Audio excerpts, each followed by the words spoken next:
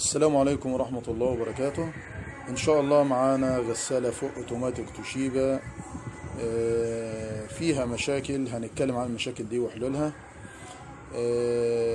الشكوى طبعا العميل بيقول إن الغسالة بتدي إنذار وبتدي ايرور 2 على الشاشة. فطبعا ايرور 2 يا جماعة معروفة إن هي في أغلب الغسالات، وممكن تكون في كل الغسالات، كل الموديلات بتاع الفوق أوتوماتيك. ايرور 2 بيكون الباب، بتكون مشكلة في الباب.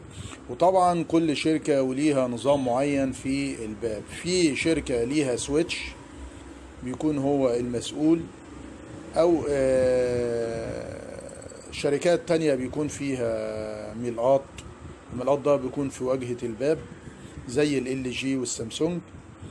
بالنسبة للتوشيبا النهاردة اللي متحكم في الباب ده السويتش الباب.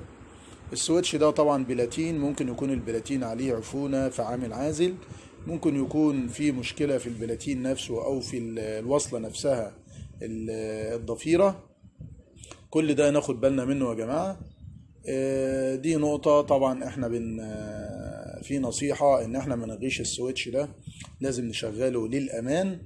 تمام، السويتش ده بنشغله للأمان. طيب في حاجة تانية، طبعا العميل برضو بيشتكي، بيقول الغسالة بتيجي عند 40 وبتقف. كلمة 40 دي يعني بتعدي الغسيل وبتروح للشطف. أول ما بتيجي عند الشطف بتقف. معنى الشطف ان هي بتقف يعني يا جماعة عندي مشكلة في ترمبة الطرد. تمام، يبقى انا كده عندي مشكلة في ترمبة الطرد. اشوف الترمبة دي واكشف عليها واشوف نظامها ايه، هل عايزة تتغير، هل فيها فضية واقعة فيها موقفة الترمبة ولا لا. انا اضافها طبعا واصينها. تمام، بعد كده نيجي نعمل نظام تيست او تيست مود، اعادة ضبط مصنع للغسالة. الموديل اللي معانا ده التوشيبا 10 كيلو. بالنسبة للتيست مود بتاعها، تمام، بنتكة او بنضغط على الباور مع السوبر سباين درين او مفتاح دوران السريع التشغيل. يعني معانا الغسيل والسباين العصر مع الباور، دول في وقت واحد. بعد كده بنضغط على الستارت، بتشتغل معانا وبتلف يمين وشمال. بعد كده بنضغط تاني ستارت، بتجيب معانا بنختبر العصر. هو ده التيست مود بتاع الغسالة فوق اوتوماتيك.